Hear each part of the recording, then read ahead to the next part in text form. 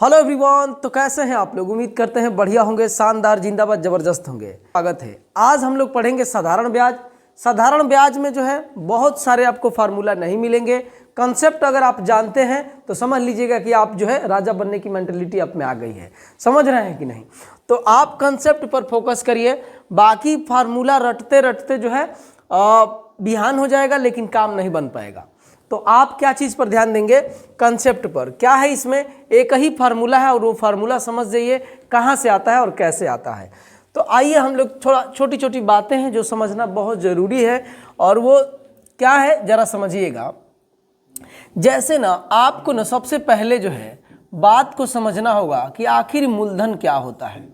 तो मूलधन का मतलब है ना कि प्रिंसिपल, इसे अंग्रेजी में बोलते हैं। अंग्रेजी में मूलधन का मतलब है ना कि आप किसी से उधार जो धन लिए हैं वो, या किसी को आप उधार दिए हैं वो, ये दोनों में से कोई भी बातें आपका मूलधन हो सकता है।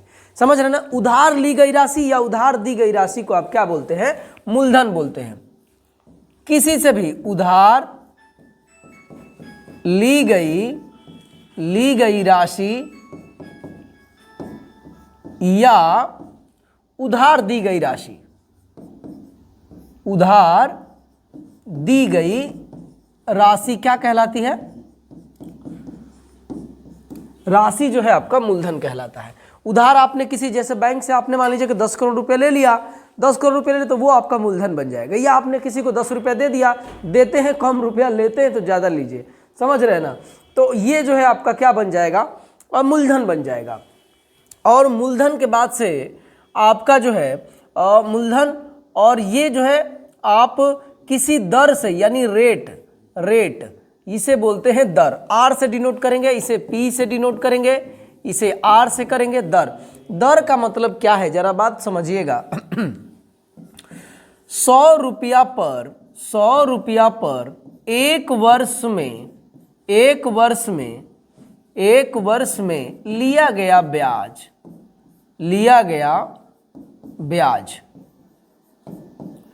क्या कहलाता है, आपका दर कहलाता है। ये वेरी वेरी इंपॉर्टेंट है। इसी से आपका फार्मूला वो निकल के आता है जो आप बहुत समय से आपने देखा नहीं होगा। बस आप ये जानते हैं कि SI बराबर मूलधन गुणे दर गुणे समय बटा 100, लेकिन आता कहाँ से आपको नहीं मालूम होगा।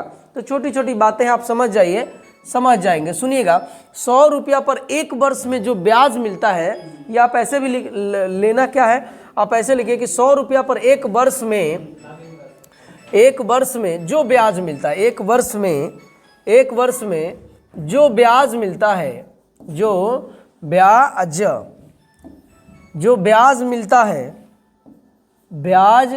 जो ब्याज मिलता है उसी को हम लोग क्या बोलते हैं, ब्याज मिलता है उसे हम लोग बोलते हैं आपका क्या चीज़, दर बोलते हैं। समझ रहे हैं। जैसे मान लीजिए कि हमने किसी से 10,000 रुपये उधार लिया 10% के रेट से, दर से, तो 10% जो है ना ये आपका ब्याज है। प्रतिशत वाला इसमें साइन लगा हुआ रहता है। उसके बाद से जो है नेक्स्ट आपका आता है मूलधन, दर और समय का मतलब टी से इसे डिनोट करेंगे, टी से। देखिए बात यह है कि सवाल पर कैसे अप्रोच लगेंगे उस वाले माध्यम के लिए मैं पढ़ाता हूं, और उसी पर मैं ज़्यादा फोकस करता हूं। गीत ज़्यादा गा दिए, सवाल में पता चल रहा है कि आपको बुझाइए नहीं रहा है।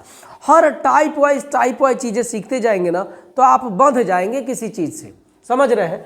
तो समय का मतलब ये होता है कि कितने टाइम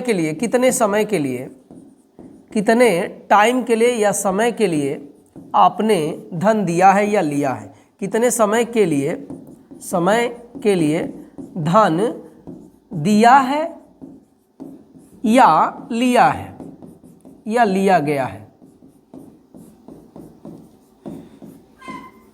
समझ रहे हैं ना। जैसे मान लीजिए कि 10,000 रुपया 10 वर्षों के लिए 3 साल के लिए लिया मैं, तो ये जो 3 साल है, 3 वर्ष है, ये आपका क्या कहलाएगा, आपका जो है कहलाएगा समय कहलाएगा।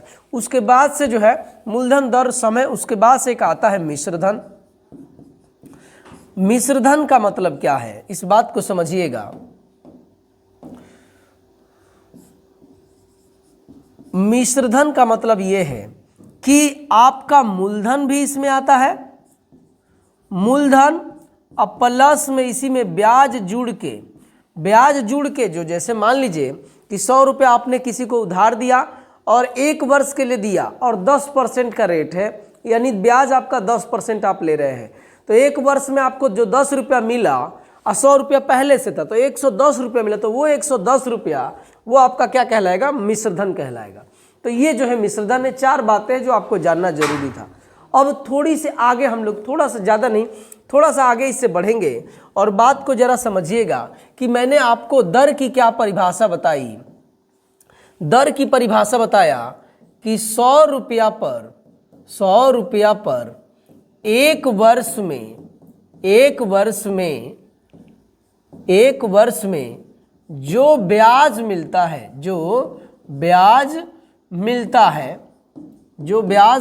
है उसी को हम लोग क्या बोलते हैं, दर बोलते हैं। तो इसका मतलब क्या है, जरा बात को समझिएगा।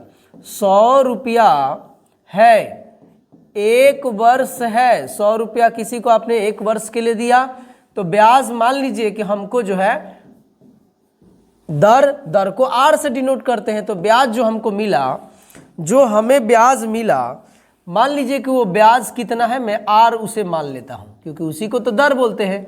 तो उस ब्याज को मैं क्या मान लेता हूं, ये जो नीचे यहां पे लिखूंगा ये ब्याज है यहां पे, ठीक है। अब आइएगा थोड़ा सा और आगे बढ़ते हैं। तो 100 रुपया पर नहीं, आप 1 रुपया पर बताइए। 1 रुपया पर एक वर्ष में कितना हो जाएगा, तो आर बटे में कितना हो जाएगा, 100 हो जाएगा। जैसे 100 रुपया पर आर है तो 1 रुपया पर आर बटे में 100 हो जाएगा, समझ रहे हैं ना। तो आर बटे में आर अब बटे में कितना हो जाएगा, 100 हो जाएगा। 1 रुपया, मैं कह रहा हूं कि 1 रुपया पर नहीं, आप पी रुपया पर बताइए। पी रुपया पर एक वर्ष में कितना ब्याज मिलेगा, तो जब 1 रुपया पर इतना है तो पी रुपया पर पी गुणे आर बटे में कितना हो जाएगा, 100 हो जाएगा, ठीक है। ये हमको ब्याज मिलेगा पी रुपया पर। मैं कह रहा हूं कि पी रुपया पर एक वर्ष में नहीं, अब टी वर्ष में बात कर दे रहा हूं कि टी वर्ष में कितना ब्याज मिलेगा, तो ये टी से गुणा हो जाएगा। जैसे 1 वर्ष के लिए इतना है और टी 5 वर्षों के लिए, तो 5 से गुणा करना पड़ेगा। तो ये जो है आपका हो जाएगा पी पहले से था इंटू आर अपान 100 पहले से था और इसी में आपका टी आ जाएगा। तो जरा आप ध्यान लगा के देखिएगा, यहां पर देखिएगा कि ये वाली चीज आपका क्या है, तो ब्याज है। तो ब्याज बराबर हो गया, ब्याज बराबर आपका हो जाएगा, देखिएगा P into R into 100 upon PRT upon 100। तो ये जो है साधारण ब्याज, इसी को हम लोग बोलते हैं। साधारण ब्याज का मतलब क्या है, एक और चीज आपको आगे मिलेगा इसके बाद वाले चैप्टर में, वो आप पढ़ेंगे चक्रवृद्धि ब्याज। तो साधारण ब्याज का मतलब क्या हो गया कि P का मतलब मूलधन हो गया, R मतलब दर हो गया, T मतलब समय हो गया और बटे में 100 तो आप दुनिया जानती ही है कि क्या है। तो अब यहाँ से ये फार्मूला कैसे आता है वो यहाँ पे मैं समझाने की कोशिश किया हूँ और उम्मीद करता हूँ कि ये चीज़ आपको जरूर समझ में क्या हुई होगी, आई होगी। ये एकदम यही एक फार्मूला है, 100 को याद करेंगे बुद्धि माथा फेल हो जाएगा। मैं कह रहा हूँ कि ये याद कर लीजिए और सवाल कैसे करते हैं इस बात को आप समझिए। समझ रहे हैं कि नहीं, दुनिया भर का फार्मूला याद। अर्थमेटिक केवल समझ पर डिपेंड करता है। अगर आपके पास समझ है तो अर्थमेटिक आप सवाल नहीं भी कभी किए होंगे तो आप कर लेंगे। समझ रहे हैं कि नहीं। तो ये जो है साधारण ब्याज से रिलेटेड जो है, कैसे इस तरीके, ये कैसे जो है साधारण ब्याज बराबर मूलधन गुणे दर गुणे समय बटा 100 कैसे आता है, ये मैंने आपको यहाँ पे बड़े अच्छे से समझाया है। एकदम बेसिक है, 7-8 का ये बात है, यहीं से वो अंत तक चलता है चाहे आप जहाँ तक जाओ। तो अब यहाँ से सिंगल आपको फार्मूला जैसे कहीं देखने को मिल जाए कि P बराबर क्या होगा, तो साधारण ब्याज गुणे, और एक और बात समझिएगा, साधारण ब्याज को जो है सिंपल इंटरेस्ट बोलते हैं और इसे SI से डिनोट करते हैं, सिंपल इंटरेस्ट। और ये आपका होता है P into R into T, P into RT अपान 100। यही वाली बात मैंने ऐसे लिख दिया। तो ये जो है आपका साधारण, अलग अलग पूछेगा तो आप P का R का T का अलग अलग मत याद करिए, बस एक फार्मूला याद करिए कि SI बराबर PRT अपान 100। बूझ रहे हैं ना मैं क्या कह रहा हूँ। तो आइएगा जरा नेक्स्ट पेज पे हम लोग चलते हैं और मैं आपको कुछ और ऐसे रिलेटेड बातें बताता हूँ। जैसे आप समझिए कि हमारे पास क्या आ गया कि SI बराबर, ये हमारे पास आया है कि P into R into T PRT और अपान में कितना 100।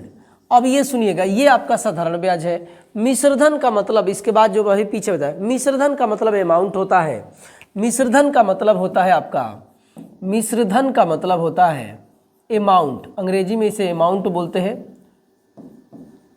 अमाउंट, और इसे ए से डिनोट करते हैं। तो ए बराबर होता है, अभी पीछे मैंने समझाया, तो ये क्या होता है एसआई, अब प्लस में आपका कितना होता है पी प्लस एसआई। पहले पी लिख देता हूँ, ठीक है।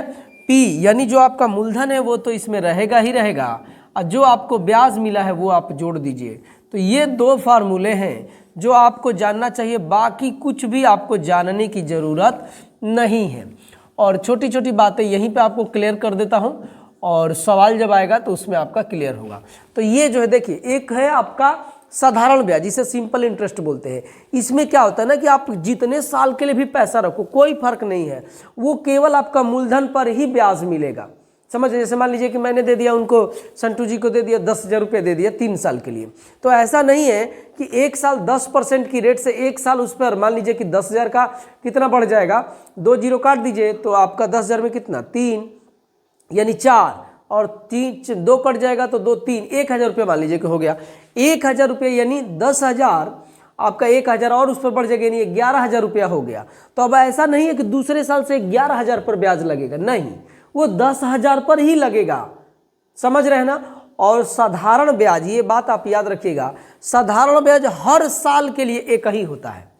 ऐसा नहीं कि अगले साल आपका 1,000 आया तो उसके अगले साल 1,100 आएगा, अगले साल 1,200 आएगा, नहीं, प्रत्येक साल साधारण ब्याज बराबर होता है, प्रत्येक साल। इसीलिए तो इसे सिंपल इंटरेस्ट बोलते हैं। और जो गांव में आपको पैसा रुपया किसी को लोन वगैरह देते हैं, देखिए बात कुछ ऐसी है कि सारा दुनिया ठीक ठाक चल रहा था दोस्तों से पहले क्या होता था ना कि वस्तु विनिमय के आधार पर दुनिया चलती थी। जैसे मान लीजिए कि मेरे पास पेन है तो मैंने आपको पेन दे दिया, आपने मुझे जो है कॉपी दे दिया, इस तरीके से चलता था। ये नहीं देखा जाता था कि इसकी कितनी प्राइस है, ये महंगी पेन है कि खराब पेन है। जैसे मान लीजिए कि आपने जो है किसी के यहाँ से, आपके घर में चावल नहीं है तो आपने पड़ोसी से चावल मांग लिया, और आपके पास गेहूं है तो आपने पड़ोसी को गेहूं दे दिया। अब आपने मिलाया नहीं कि गेहूं का रेट तो ज़्यादा है, चावल का तो कम है, तो हमको तो नुकसान हो रहा है। पहले ऐसे होता था वस्तु विनिमय। धीरे धीरे पैसा का आविष्कार हुआ तो पैसा का लेन देन, नहीं भैया जी हमारा चावल लेके गए तो चावल का इतना दाम होगा, इतने दाम के हिसाब से गेहूँ आप दीजिएगा, इतना किलो गेहूँ होगा, कम होगा या ज़्यादा होगा, दाम से तुलना करने लगे। फिर क्या हो गया कि ऐसे ही लोग उधार लेके जाते थे, आते थे, पैसा किसी को दे दिए, दोस्त मित्र को, दोस्त भी अपना ले लिया, पैसा दुख में है, परेशानी में है, आपने उसकी हेल्प की, और वो अपने पैसे से, जब आपके पैसे से उसकी मदद हो गई, जब काम हो गया हुआ, जब पैसा हुआ तो लौटा दिया। अब क्या हुआ कि दोनों तरफ से गलतियां होने लगी। होने कैसे लगी कि पैसे की डिमांड, जैसे जैसे भीड़ होने लगी, जनसंख्या बढ़ने लगी, पैसे की डिमांड बढ़ने लगी, लोभ लालच आने लगा। तो आपका मित्र जब आपके पास आया कि भाई हमको 10,000 रुपये दे दो, बड़ा हम परेशानी में हैं, तो आपने कहा कि देंगे तो ज़रूर, लेकिन हम आपको क्या चीज़ पर देंगे, ब्याज लेंगे, आपसे कुछ एक्स्ट्रा पैसा लेंगे। वो जो एक्स्ट्रा पैसा जो हम आपको दे रहे हैं 10,000 रुपये, उसके बाद कुछ एक्स्ट्रा पैसा लेंगे, वो एक्स्ट्रा पैसा आपका ब्याज कहलाता है। तो ये ऐसे हुआ। इससे भी लोग रुके नहीं, लोग कहे कि चलो ले लेते हैं उससे, साधारण ब्याज तो एकदम सिंपल इंटरेस्ट है, एकदम आसान से, ज़्यादा पैसा नहीं लग रहा है, ले लेते हैं, अल्ले का अपना धीरे धीरे काम करेंगे, बाद में चुकाएंगे, देखते रहेंगे। तो भाई अब इसमें देने वाले को नुकसान हो जाता था, क्योंकि धीरे धीरे चुकाएगा, क्योंकि साधारण ब्याज तो एकदम हर साल समान ही रहेगा। तो अब क्या हुआ, आगे जैसे ही दुनिया आगे बढ़ी तो अब आ गया और लोभ लालच बढ़ने लगा लोगों में। तो अब आ गया, आपका जानते हैं क्या चीज़, चक्रवृद्धि ब्याज। चक्रवृद्धि ब्याज का मतलब एक चक्कर है, उसमें एक बार आप फंस जाएंगे। गरीब आदमी एक बार फंस जाता है तो निकल नहीं पाता। वो इसके बाद वाला चैप्टर है, लेकिन छोटी सी उसकी बात मैं बता देता हूँ कि उसमें होता क्या है। तो उसमें होता ये है कि ब्याज पर भी आपका ब्याज लगता है। जैसे उदाहरण के तौर पे आप समझिए, जैसे समझिए कि मान लीजिए कि आपने अपने मित्र से 100 रुपया उधार लिया और आप 10% के रेट से 1 वर्ष के लिए लिया, मान लीजिए।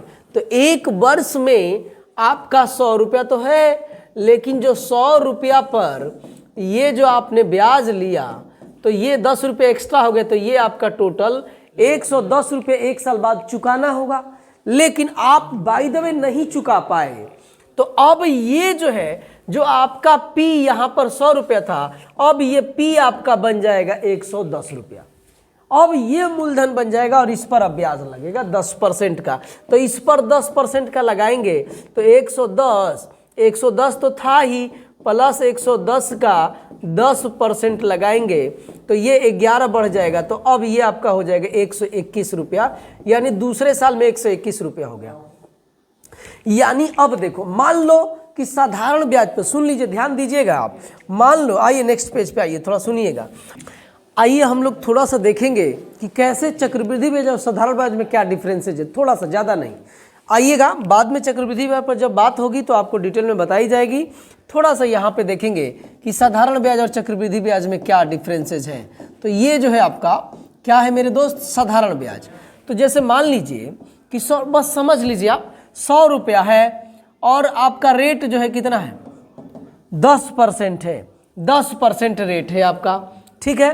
तो आप जो है एक वर्ष में आपका 100 रुपया है ना, 100 रुपया पर ये P हो गया, R आपका ये हो गया, और T एक वर्ष है, बटे में कितना, 100।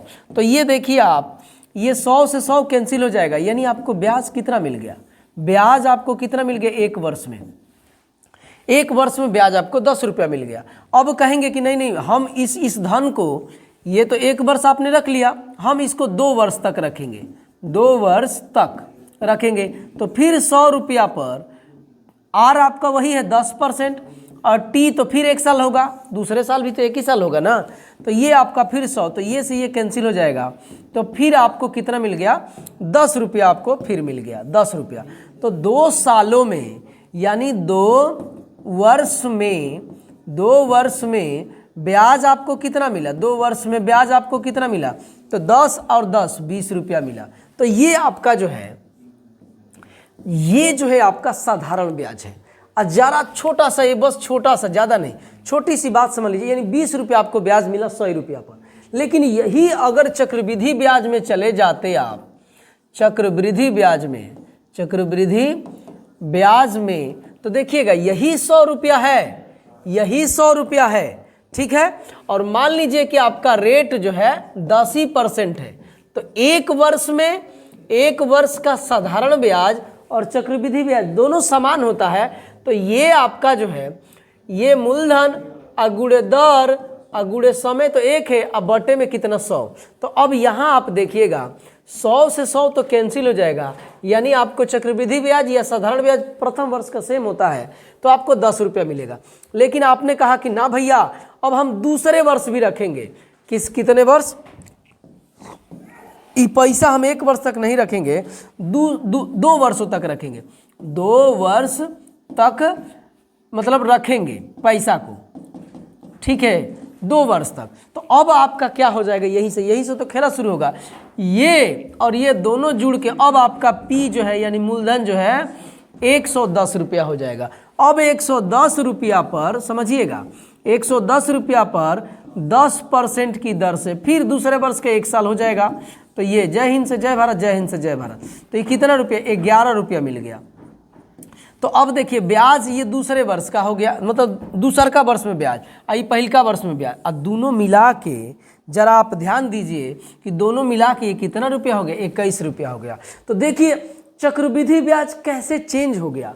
ये साधारण ब्याज कितना मिला था, साधारण ब्याज 20 रुपया, लेकिन उतना ही पैसे के लिए, उतना ही टाइम के लिए चक्रवृद्धि ब्याज कितना हो गया, 21 रुपया हो गया।